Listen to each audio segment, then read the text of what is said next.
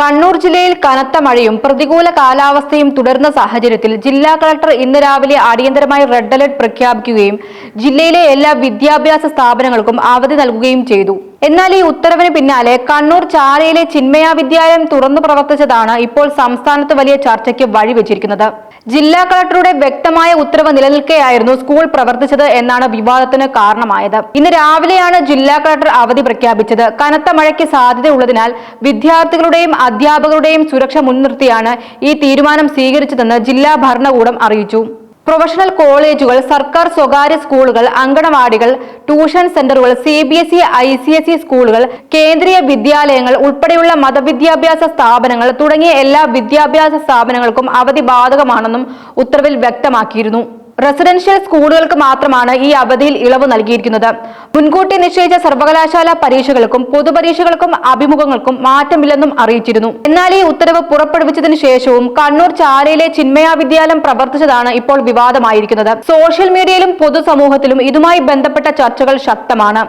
ജില്ലാ കളക്ടറുടെ നിർദ്ദേശം എല്ലാ വിദ്യാഭ്യാസ സ്ഥാപനങ്ങൾക്കും ഒരുപോലെ ബാധകമായിരിക്കെ ഒരു സ്ഥാപനം മാത്രം പ്രവർത്തിച്ചത് എന്തുകൊണ്ടാണെന്ന ചോദ്യമാണ് ഉയരുന്നത്. സംഭവത്തിൽ സ്കൂൾ അധികൃതർ നൽകുന്ന വിശദീകരണവും ശ്രദ്ധേയമാണ്.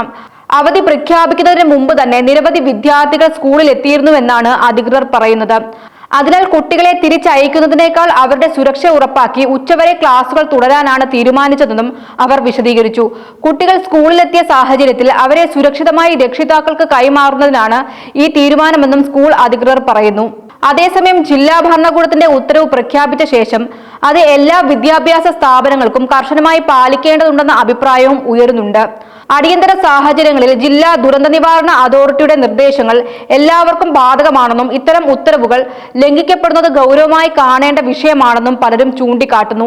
ഈ സംഭവത്തിൽ ജില്ലാ ഭരണകൂടം വിശദീകരണം തേടുമോ, തുടർ നടപടികൾ സ്വീകരിക്കുമോ എന്നാണ് ഇനി ശ്രദ്ധേയമാകുന്നത്. ഇതിനിടെ കണ്ണൂർ ജില്ലയിൽ മഴ ശക്തമായി തുടരുകയാണ്. ഉളിക്കൽ വയലത്തൂർ പാലത്തിന് മുകളിൽ വെള്ളം കയറിയതായാണ് റിപ്പോർട്ട്. മലയോര മേഖലയിലും കർണാടക വനമേഖലയിലും ശക്തമായ മഴ തുടരുന്നതിനാൽ നിരവധി ചെറുപുഴകളിലും തോടുകളിലും ജലനിരപ്പ് ഉയർന്ന സാഹചര്യമാണ്. താഴ്ന്ന പ്രദേശങ്ങളിൽ വെള്ളക്കെട്ട് രൂപപ്പെടാനും സാധ്യതയുണ്ടെന്നാണ് മുന്നറിയിപ്പ്. ജില്ലാ ഭരണകൂടം ജനങ്ങളോട് അതീവ ജാഗ്രത പാലിക്കാൻ നിർദ്ദേശിച്ചിട്ടുണ്ട്.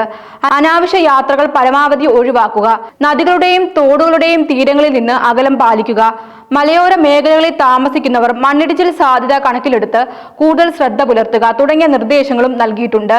കാലാവസ്ഥാ മുന്നറിയിപ്പുകൾ കൃത്യമായി പാലിക്കണമെന്നും ഔദ്യോഗിക അറിയിപ്പുകൾ മാത്രം വിശ്വസിക്കണമെന്നും അധികൃതർ അഭ്യർത്ഥിച്ചു. അതേസമയം കളക്ടറുടെ അവധി ഉത്തരവ് നിലനിൽക്കുമ്പോൾ ഒരു സ്വകാര്യ വിദ്യാലയം പ്രവർത്തിച്ചത് നിയമപരമായും ഭരണപരമായും എന്തെല്ലാം പ്രത്യാഘാതങ്ങൾ സൃഷ്ടിക്കുമെന്ന ചർച്ചയാണ് ഇപ്പോൾ ശക്തമാകുന്നത്. കണ്ണൂരിൽ മഴയുടെ ശക്തി തുടരുന്നതിനാൽ ജനങ്ങളെല്ലാവരും അതീവ ജാഗ്രത പാലിക്കണമെന്നും ജില്ലാ ഭരണകൂടത്തിന്റെ നിർദ്ദേശങ്ങൾ കർശനമായി പിന്തുടരണമെന്നും അധികൃതർ വീണ്ടും ഓർമ്മിപ്പിക്കുകയാണ്.